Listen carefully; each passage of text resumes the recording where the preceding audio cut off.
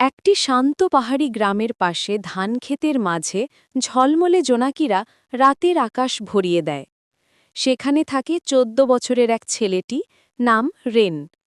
প্রতি রাতে সে জোনাকি ধরে, কারণ সে বিশ্বাস করে প্রতিটি জোনাকি হল এমন এক আত্মা যার অসম্পূর্ণ স্বপ্ন রয়ে গেছে। এক রাতে রেন এক বিশেষ জোনাকি দেখে। সেটি অন্য সব জোনাকির চেয়ে অনেক উজ্জ্বল। যখন সে সেটিকে হাতে ধরে তখন জোনাকিটি এক মেয়ে আত্মায় রূপ নেয়। তার নাম আইরি। আইরি জানায় ১০০ বছর আগে সে এই গ্রামেই বাস করত। প্রতিটি জোনাকি আসলে এমন এক স্মৃতি যাদের ইচ্ছে কখনো পূরণ হয়নি। আইরির একটাই ইচ্ছে ছিল, পাহাড়ের ওপারে তারা দেখা। কিন্তু যেদিন সে যেতে চেয়েছিল সেদিন ভয়ানক ঝড় হয়েছিল, আর সে আর ফিরে আসেনি। রেন প্রতিশ্রুতি দেয় সে আইরিকে তারা দেখাবে।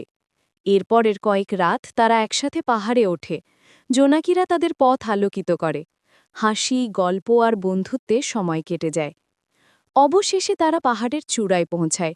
আকাশ ভর্তি তারা, আর মিল্কি ওয়ে নদীর মতো ঝলমল করছে। আইরির চোখে জল, মুখে হাসি। তার স্বপ্ন অবশেষে পূর্ণ হয়েছে। ভোরের আলো খুঁটতেই আইরি আস্তে আস্তে মিলিয়ে যায়। সে রেনকে বলে, স্মৃতি মুছে যায়, কিন্তু দয়া কখনো মরে না। রেন চুপচাপ তাকিয়ে থাকে, দেখে হাজার জোনাকে আকাশে উড়ে সূর্যোদয়ের সাথে মিলিয়ে যায়। গ্রামে ফেরার পথে একটি ছোট জোনাকি তার হাতে বসে, নরম আলো জেলে, যেন বিদায় জানায়।